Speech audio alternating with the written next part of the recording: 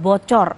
Seorang peretas dengan nama anonim Jimbo mengklaim telah meretas situs KPU dan berhasil mendapatkan 204 juta data pemilih dari situs itu. Ketua KPU Hasyim Asyari mengatakan pihaknya sedang memeriksa kebenaran informasi soal dugaan kebocoran data pemilih ini. Ketua KPU mengatakan KPU bekerja sama dengan tim dari Badan Siber dan Sandi Negara atau BSSN, Badan Intelijen Negara, Kemenkominfo, dan Cybercrime Mabes Polri untuk memeriksa dugaan kebocoran itu. Ketua KPU juga menyebut KPU mempertimbangkan untuk melapor ke polisi, namun masih menunggu informasi tambahan untuk menguatkan dugaan indikasi kebocoran data.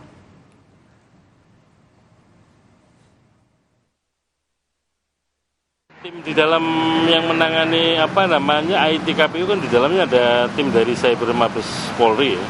Nanti kalau sudah indikasi-indikasi yang sudah jelas tentu ada tindakan-tindakan lanjutan. Tapi yang paling penting sekarang sedang diperiksa, sedang dicek, sedang dilacak kebenaran informasi tersebut. Pakar keamanan siber dari Sisrek, Pratama Persada menjelaskan, dari 204 juta data pemilih yang diduga bocor, hacker Jimbo membagikan 500.000 data contoh yang didapatkan dari situs Breach Forums yang biasa digunakan untuk menjual hasil retasan. Dan Pratama menambahkan, data yang diduga bocor itu berisi data-data pribadi penting pemilih.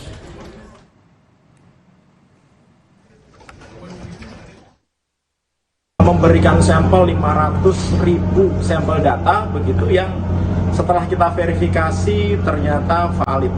Ada kode TPS, ada kode kelurahan, ada nomor NIK, ada nomor KK, dan lain-lain, lengkap sekali. Menteri Komunikasi dan Informatika Budi Aris Setiadi menyebut sedang berkoordinasi dengan lembaga negara lainnya dalam kasus dugaan kebocoran data pemilih KPU. Menkominfo menyebut telah meminta Dirjen Aplikasi dan Informatika untuk memeriksa dugaan kebocoran data KPU. Itu sedang gimana Pak? Tadi lagi diselidiki oleh kita bersama kan, semua unsur. Jelasan resminya kan dari Pak Ketua KPU. Ya, kita terus melakukan penelusuran.